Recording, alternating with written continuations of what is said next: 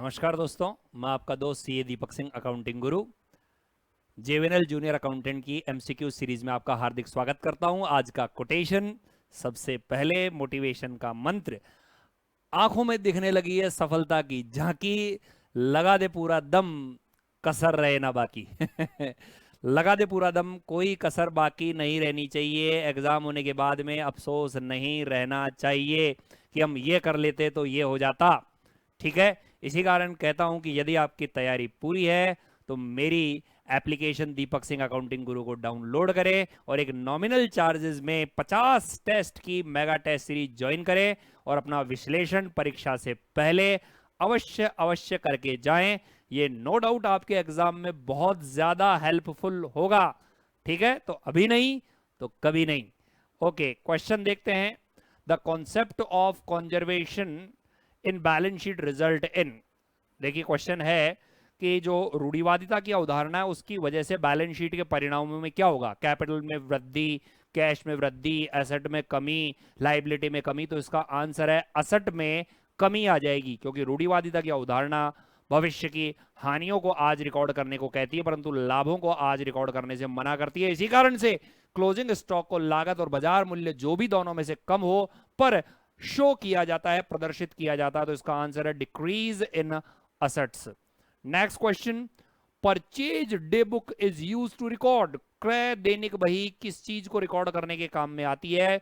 तो जैसा कि नाम से पता है कि ये परचेज को रिकॉर्ड करती है। अब बात आती है कि केवल कौन सी परचेज, क्या संपत्ति की परचेज भी रिकॉर्ड करती है। तो नो, ये संपत्ति की परचेज रिकॉर्ड नहीं करती, ये केवल माल का परचेज रिकॉर्ड करती है। और माल भी कौन सा, उधार माल और क्रय। क्रेडिट में गुड्स होना चाहिए और परचेज होना चाहिए, तीन शर्तें, क्रेडिट, परचेज एंड गुड्स। तो आंसर है all credit purchase of goods. All purchase नहीं, क्रेडिट होना चाहिए, परचेज होना चाहिए और गुड्स होना चाहिए। न तो मशीन चलेगी और न कैश में माल चलेगा। Very very good question, exam के लिए इंपॉर्टेंट है। नेक्स्ट क्वेश्चन, कंपनी ने इशू किए 5000 शेयर, एप्लीकेशन मिली 6000 शेयर की, प्रोराटा अनुपातिक आवंटन किया गया। कंपनी ने किसी को 600 शेयर दिए, बताइए उसने कितने शेयर के लिए आवेदन किया होगा। जो बच्चे जल्दबाजी मचा रहे हैं तुरंत बोलेंगे सर 500 शेयर। तो ध्यान रखिए, यहां पर अलॉटमेंट दे रखा है और एप्लीकेशन निकालनी है, तो इसको करने का एक तरीका है और वो तरीका है ये लिखो एप्लीकेशन, उसके नीचे लिखो अलॉटमेंट। 6000 एप्लीकेशन के बदले 5000 अलॉटमेंट हुए। अब आप ध्यान से देख के बताओ 600 शेयर एप्लीकेशन वाले हैं या अलॉटमेंट वाले, आवंटन वाले हैं। तो ये है 600 के बराबर, तो x के बराबर क्या होगा, वज्र गुणा करना पड़ेगा, क्रॉस मल्टीप्लीकेशन करेंगे, x आएगा 6000 इंटू 600 डिवाइडेड बाई 5000, तो आंसर आ जाएगा 720 शेयर। तो जल्दबाजी नहीं मेरे दोस्तों, सोच समझ के बिल्कुल कंसंट्रेट होकर आंसर देना है कि आपसे पूछा क्या गया है और आपको दिया क्या गया है, ताकि बाहर निकलने के बाद ये अफसोस ना रहे कि अरे बाप रे, ये तो मेरे को आता हुआ सवाल गलत कर दिया। इसी कारण से कहता हूं कि मेगा टेस्ट सीरीज में ऐसे ही ट्रिकी क्वेश्चन दिए गए हैं जो आपकी एकाग्रता को बढ़ाएंगे। Next question, a company issued 9 lakh share, offer came 9,50,000 share. 9 lakh share के लिए कंपनी ने बोला कि आवेदन दो। 9.5 लाख शेयर के आवेदन आए, फेस वैल्यू 10 रुपए है, एप्लीकेशन 2 रुपए, अलॉटमेंट 4 रुपए, बैलेंस 2 रुपए वाली इक्वल कॉल यानी 2-2 रुपए। कंपनी ने अभी तक अलॉटमेंट मनी तक ही याचना की है, बताइए शेयर कैपिटल अकाउंट में कितने रुपए जाएंगे। तो शेयर कैपिटल में जो अमाउंट जाता है वो इशू किए गए शेयर मल्टीप्लाई बाय अलॉटमेंट राशि तक की कैपिटल। तो इशू किए गए शेयर है 9 लाख और अलॉटमेंट तक की कैपिटल है 6, तो 9 लाख इंटू 6 54 लाख रुपए। तो ये रहा आंसर। सर वो एप्लीकेशन ज्यादा आई होगी ना, वो अलॉटमेंट में एडजस्ट हो गई। अरे भाई हो गई होगी, उसके बाद भी तो बाकी बची अलॉटमेंट राशि मंगानी पड़ी होगी। तो 9 लाख मल्टीप्लाई बाई 6 से कर दिया 2 रुपए एप्लीकेशन के और 4 रुपए अलॉटमेंट के। तो ध्यान दीजिए, शेयर कैपिटल अकाउंट में ट्रांसफर होगा अब तक मांगी गई राशि, चाहे वो कैश में मिली हो चाहे ना मिली हो। Next question, a company issue equity share of 20 rupees each.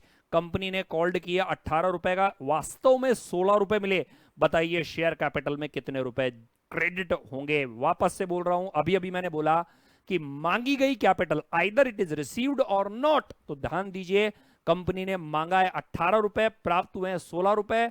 Share capital में मांगा अमाउंट आता है न कि रिसीव्ड, तो 18 को मल्टीप्लाई कर दोगे नंबर ऑफ शेयर से। सिंस नंबर ऑफ शेयर नहीं दिए हुए तो एक शेयर के लिए पूछ रहा है, तो आंसर होगा 18 रुपए। समझ गए? नेक्स्ट क्वेश्चन, कॉस्ट अकाउंटेंट जो ऑफ इंडिया आईसीए में, जिसका वर्तमान नाम सीए आईसीडब्ल्यू है, जिसका वर्तमान में नाम सीएमए है, वो एक ऑटोनोमस प्रोफेशनल इंस्टीट्यूट के रूप में कौन से ईयर में स्थापित किया गया था? तो इसका आंसर है 1959 में किया गया था। स्पेशल एक्ट 28 मई 1959 को पास हुआ था और इसमें इसको एक स्वतंत्र वैधानिक संस्था के रूप में इसे मान्यता दी गई थी। Okay, next question, Divya limited का परचेज कंसीडरेशन है 12,345 रुपए, जबकि नेट एसेट है 3,568 रुपए। तो बताइए शेष राशि, वैसे आपको दिख गया होगा बोल्ड लेटर में लिखा हुआ है, गुडविल निकलेगी 8,777 रुपए की। इसको समझने का जो तरीका है भाई, सीधा सा हिसाब है कि प्रतिफल ज्यादा मिल रहा है या कम। एसेट से ज्यादा प्रतिफल यदि आप चुका रहे हो तो वो गुडविल के चुका रहे हो, और यदि एसेट से कम का प्रतिफल आप दे रहे हो तो इसका मतलब आपको फायदा है, वो कैपिटल रिजर्व में जाएगा, तो अभी गुडविल आएगा। लेकिन यदि इसका रिवर्स होता, पीसी छोटा होता, नेट एसेट बड़ा होता, तो आंसर कैपिटल रिजर्व में जाता।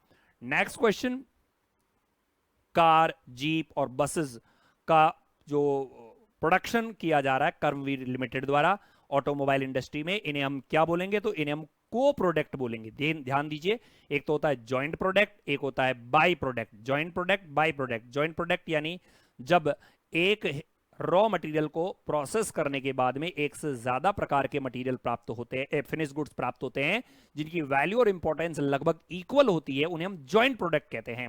फॉर एग्जांपल, क्रूड ऑयल एक रॉ मटेरियल है, इसको प्रोसेस करने पर पेट्रोल भी बनता है, डीजल भी बनता है, जिनकी वैल्यू और इंपॉर्टेंस लगभग इक्वल है, इन्हें आप जॉइंट प्रोडक्ट बोलते हैं। क्या सर, बाई प्रोडक्ट क्या होते हैं?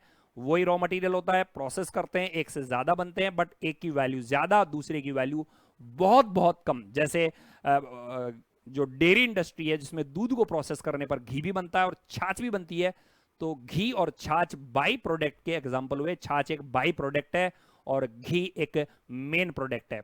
अब आती है बात बाई प्रोडक्ट की। बाई प्रोडक्ट का मतलब होता है एक ही इंडस्ट्री में ये बन रहे हैं, बट इनके जो गुण हैं, जो फीचर्स हैं, वो बिल्कुल अलग अलग हैं। जैसे कार में अलग फीचर्स होते हैं, जीप में अलग फीचर्स होते हैं, तो दीज आर कॉल्ड को प्रोडक्ट। इन्हें आप को प्रोडक्ट बोलते हैं।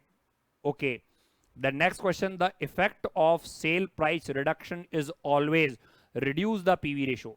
सवाल है कि यदि हम सेल प्राइस प्रति इकाई को कम कर दें तो आपका पीवी रेशो भी कम हो जाएगा, तो इसकी वजह से क्या होगा?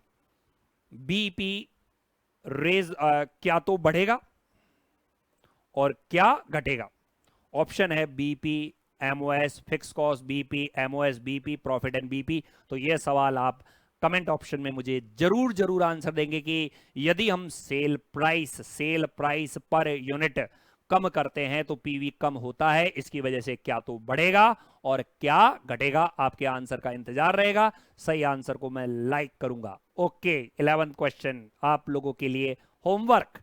नेक्स्ट क्वेश्चन, चार्टर्ड अकाउंटेंट की डेफिनेशन कंपनी एक्ट 2013 की कौन सी धारा में दी गई है? तो इसका आंसर है सेक्शन 2 सब सेक्शन 17 में चार्टर्ड अकाउंटेंट की डेफिनेशन दी गई है। Answer will be A. Next question, a person को ऑडिटर के रूप में नियुक्त नहीं किया जाएगा यदि फ्रॉड के आरोप में उस ऑडिटर को जेल हो जाए, तो वह दोषी ठहरा दिया जाए, तो ऐसी सजा के बाद में वह कितनी अवधि तक ऑडिट नहीं कर सकता? तो इसका आंसर है वह अगले 10 साल तक दोषी ठहराए जाने के बाद एज एन ऑडिटर अपॉइंट नहीं हो सकता। और यह ऑडिटर की डिस्क्वालिफिकेशन में बताया गया है कि यदि ऑडिटर फ्रॉड का दोषी पाया जाता है तो दोष सिद्ध होने की तिथि से अगले 10 साल तक वह ऑडिटर बनने के अयोग्य हो जाता है किसी भी कंपनी में।